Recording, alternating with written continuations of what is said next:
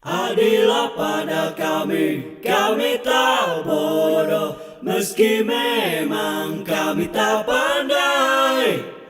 Tapi kami berjanji akan tetap mengkritik sesuai isi hati. Hei penguasa, ini kami rakyat jelata. Engkau ada untuk siapa? Hei penguasa, ini kami rakyat jelata. Mau sampaikan semua keluh kesah. Bekerjalah dengan hati, pakai empati. Jangan banyak intrik, apalagi bikin taktik. Bijaklah dalam membuat peraturan. Jangan sampai bikin aturan yang berat sebelah. 100 hari kemarin, survei kinerjanya 80,9%. Dukungan dari parlemen juga di atas 80%. Artinya apa? Dukungan rakyat sangat kuat sekali, dukungan politik di parlemen sangat kuat sekali. Sehingga saya boleh menyampaikan Presiden Prabowo ini adalah presiden dengan dukungan terkuat baik dari rakyat maupun dari DPR. Punya sejarah melakukan kekerasan pada rakyat. Olehnya kawan-kawan, kalau tindakan represif makin kuat, maka semakin kuatlah juga kalian menggalang dukungan. Hidup mahasiswa! Hidup mahasiswa! Kepada kalianlah, Ibu Pertiwi menitipkan amanah menjaga Indonesia yang maju, Indonesia yang berintegritas tinggi, Indonesia yang beriman. Bang Yusuf Blegur, tulisannya tentang Jokowi adu domba Prabowo dan Megawati. Disampaikan oleh Yusuf Blegur. Ini kita simpan di sini karena tampaknya belum naik ke beberapa media online. Biasanya cepat. Kita bacakan. Hampir bersamaan, Jokowi melempar bom atom politik ke Prabowo dan Megawati. Ledakan pertama yang dahsyat, Prabowo terancam lengser. Ledakan kedua yang juga tak kalah brutal, Sekjen PDIP jadi tahanan KPK. Perayaan ulang tahun Partai Gerindra benar-benar menjadi trigger dari sebuah konspirasi jahat yang langsung menohok Prabowo dan Megawati.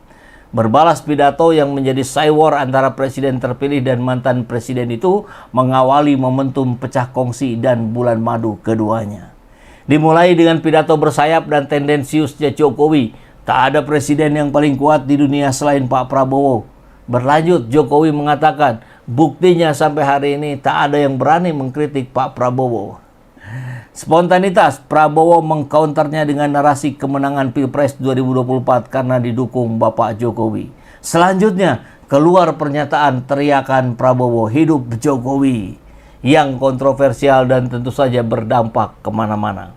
Kemudian, tidak berselang lama, publik disuguhkan keriuhan penahanan Sekjen Hasto oleh KPK. Kedua kejadian ini layak dinobatkan sebagai peristiwa politik of the year yang beririsan dan berkelindan dengan sosok Jokowi, Prabowo, dan Megawati. Paripurna friksi dan kecenderungan konflik tiga pemimpin paling berpengaruh di Republik ini. Jokowi mulai mendongkel Prabowo sembari memanfaatkan Megawati yang hubungannya sudah lama tak harmonis. Jokowi terendus melakukan killing me softly kepada Prabowo. Jokowi dengan pidatonya tersebut seperti sedang menjadikan Prabowo sebagai umpan yang matang. Provokasi Jokowi itu kemudian dibalas Prabowo yang menjadikan Prabowo masuk perangkap Jokowi. Hasilnya, demonstrasi besar-besaran dan masif dari mahasiswa dan masyarakat sipil menerjang Prabowo. Kecaman publik, pembunuhan karakter, dan Prabowo terancam lengser. Sisi lain, Jokowi juga menunjukkan kelihayan dan kelicikannya. dengan menjadikan kader strategis PDIP itu menjadi pesakitan KPK. Hasto maksudnya ya. Tujuannya tak lain membangun permusuhan dan kebencian PDIP terhadap kepemimpinan Prabowo sebagai presiden dan kepala pemerintahan yang bertanggung jawab terhadap proses hukum Sekjen PDIP. Bagi Jokowi, ini keberhasilan seperti sedang melakukan sekali tepuk dua nyamuk jatuh. Jokowi tampaknya berusaha keras membuat fait accompli terhadap Prabowo dan Megawati dengan harapan saling serang dan menjatuhkan antara Prabowo dan Megawati. Ini ditengarai sebagai skenario busuk Jokowi dalam memuluskan jalan Gibran Rakabuming Raka menjadi presiden pengganti Prabowo. Akankah rakyat termasuk di dalamnya mahasiswa, Prabowo dan Megawati menginsafi peristiwa yang demikian?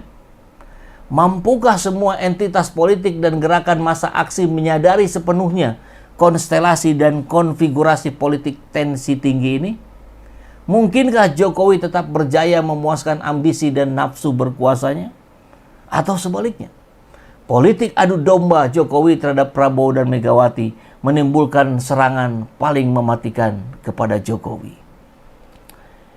Dari RMOL disampaikan juga ada 8 kepala daerah dari PDIP yang pilih balik ke Sumut. Jadi tidak menunda mungkin ya, meski sudah tiba di Yogyakarta, sebanyak 8 kepala daerah asal PDIP memilih balik kanan, membatalkan mengikuti retret. Mereka kompak mematuhi instruksi Ketum Megawati yang meminta agar perjalanan ditunda. Padahal ditunda ini, bukan dibatalkan. Bisa jadi sekarang sudah terbit lagi surat dari Ibu Mega untuk silakan ikut gitu ya. Ini diterbitkan. Oke, ada 8. Siapa saja 8 itu? Bupati Nias Barat, Nias Selatan, Nias, Gunung Sitoli, Tapanuli Tengah, Masinton Pasaribu yang kemarin ramai juga itu. Wartawan mengerubuti, ternyata wajahnya memang mirip Masinton, ditanya dia nggak ngerti. Saya bukan PDIP. Bupati Humbang Hasundutan, Wali Kota Tebing Tinggi, Bupati Serdang Bedagai ya.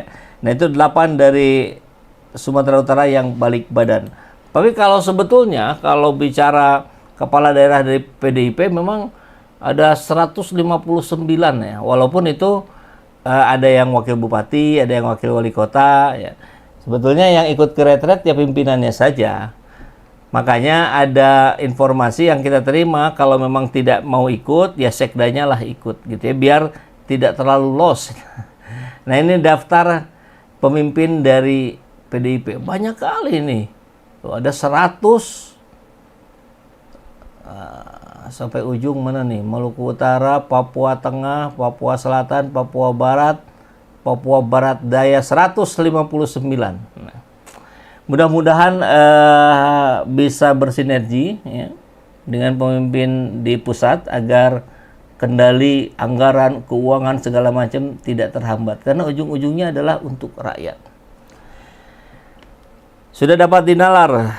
Oke, mungkin Megawati merasa jadi presiden bisa mengatur kepala daerah. Itu mungkinnya lupa mungkin kalau beliau tidak bisa mengintervensi jabatan wali kota bupati. Oke, kalau tegak lurus ke ketua partai ya rugi sendiri, kata Aniseto Debras. Itulah yang terjadi ya. Nah ini tidak ada sanksi. Kepala daerah yang tak ikut retret bisa utus sekda.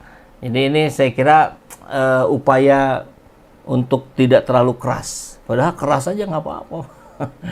Kan kita ingin pemerintahan ini tegas ya. Kalau ke bawahannya tidak tegas ya bagaimana nanti kita bisa berharap mereka mampu mengawasi dengan baik ya. Padahal pecat-pecat aja ya. Tidak ada kewenangan memecat kecuali ada pelanggaran serius. Ya DPRD-nya lah, rakyatnya juga harus terus bersuara. Nah, kemudian yang menarik adalah yang kita bahas di awal tadi, Bupati Gianyar Agus Mahayastra ini di tahun kemarin dipanggil oleh Polda Bali terkait dugaan korupsi, kasus korupsi. Nah loh, akhirnya jadi ngangkat lagi persoalan lain ini. Ya, ini beritanya berita tahun 2023, berarti 2 tahun yang lalu ketika sudah mantan. Berarti karena diganti oleh PLT mungkin ya. Agus Mahayastra, mantan Bupati Gianyar. Mohon diingat, ini kabar tahun 2023 ya. Mungkin dijabat oleh PLT. Saat ini menjabat Ketua DPC PDIP Gianyar dipanggil Polda Bali berdasarkan laporan yang diajukan oleh DPC Garda Tipikor Gianyar. Disampaikan bahwa ini baru tahap klarifikasi. Jadi kita belum tahu nih kabar kelanjutannya bagaimana ya. Kalau dia ternyata bisa menjadi calon bupati dan terpilih, mungkin persoalan ini sudah selesai. Tapi ada rekam jejak bahwa Bupati Agus Mahayastra ini, Bupati Gianyar, ini sempat dipanggil Polda terkait kasus dugaan korupsi. Hati-hati nih ya, ngerembet kemana-mana nih. Tapi kabar terbaru beberapa jam yang lalu, kita dengar Pramono Anung sudah tiba di Bandara Yogyakarta.